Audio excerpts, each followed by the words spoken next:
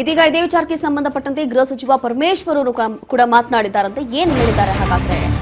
ಮಲ್ಲಿಕಾರ್ಜುನ್ ಖರ್ಗೆ ವಿರುದ್ಧ ಬಿಜೆಪಿ ಪ್ರತಿಭಟನೆ ವಿಚಾರವಾಗಿ ಇದೀಗ ಬೆಂಗಳೂರಿನಲ್ಲಿ ಗೃಹ ಸಚಿವರು ಕೂಡ ರಿಯಾಕ್ಷನ್ ಕೊಟ್ಟಿದ್ದಾರೆ. ಪ್ರತಿಭಟನೆ ಮಾಡೋದು ಅವರ ಹಕ್ಕು, ಅದಕ್ಕೆ ಅವಕಾಶ ಕೊಟ್ಟಿದ್ದಾರೆ ಅಂತಿದ್ದಾರೆ ಗೃಹ ಸಚಿವರು. ಯಾವ ವಿಷಯದಲ್ಲಿ ಪ್ರತಿಭಟನೆ ಮಾಡ್ತಾರೆ ಅನ್ನೋದು ಬಹಳ ಮುಖ್ಯ ಆಗುತ್ತೆ. ಅಜೆಂಡಾ ಏನಿದೆ ಅನ್ನೋದನ್ನ ತಿಳಿದುಕೊಂಡು ಆಮೇಲೆ ಮಾತನಾಡ್ತೀನಿ ಅಂತ ಹೇಳಿ ಕೌಂಟರ್ ಕೊಟ್ಟಿದ್ದಾರೆ. ಈಗ ಮಲ್ಲಿಕಾರ್ಜುನ್ ಖರ್ಗೆ ವಿರುದ್ಧ ಬಿಜೆಪಿ ಇವತ್ತು ದೊಡ್ಡ ಮಟ್ಟದಲ್ಲಿ ಪ್ರೊಟೆಸ್ಟ್ ಮಾಡ್ತಾ ಇದೆಯಲ್ಲ, ಅದಕ್ಕೆ ಗೃಹ ಸಚಿವರು ಕೊಟ್ಟಿರುವಂತಹ ಒಂದು ಹೇಳಿಕೆ ಯಾವ ಅಜೆಂಡಾ ಇಟ್ಕೊಂಡು ಇವರು ಪ್ರತಿಭಟನೆ ಮಾಡ್ತಿದ್ದಾರೆ ಅನ್ನೋದು ಗೊತ್ತಿಲ್ವಲ್ಲ, ಅದನ್ನ ಮಾಹಿತಿ ಪಡೆಯೋಣ ಫಸ್ಟ್. ಅದಾದ ನಂತರ ಮಾತಾಡ್ತೀನಿ ಯಾವ ವಿಷಯದಲ್ಲಿ ಪ್ರತಿಭಟನೆ ಮಾಡ್ತಾರೆ ಅನ್ನೋದು ಬಹಳ ಮುಖ್ಯ ಆಗುತ್ತೆ.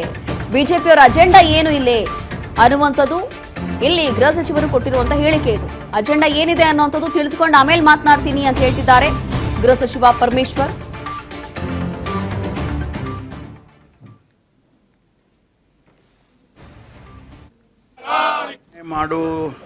ಮಾಡೋದು ಅವರ ಹಕ್ಕು.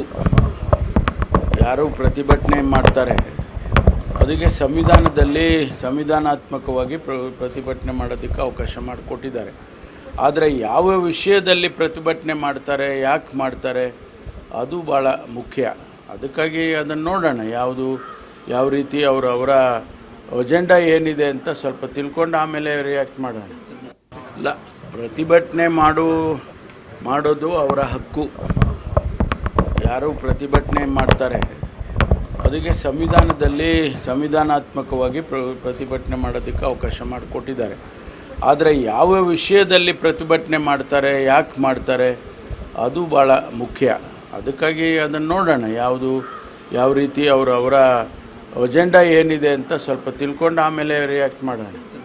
ಇಲ್ಲ, ಪ್ರತಿಭಟನೆ ಮಾಡೋದು ಅವರ ಹಕ್ಕು. ಯಾರು ಪ್ರತಿಭಟನೆ ಮಾಡ್ತಾರೆ ಅದಕ್ಕೆ ಸಂವಿಧಾನಾತ್ಮಕವಾಗಿ ಪ್ರತಿಭಟನೆ ಮಾಡೋದಕ್ಕೆ ಅವಕಾಶ ಮಾಡಿಕೊಟ್ಟಿದ್ದಾರೆ. ಆದರೆ ಯಾವ ವಿಷಯದಲ್ಲಿ ಪ್ರತಿಭಟನೆ ಮಾಡ್ತಾರೆ, ಯಾಕೆ ಮಾಡ್ತಾರೆ, ಅದು ಭಾಳ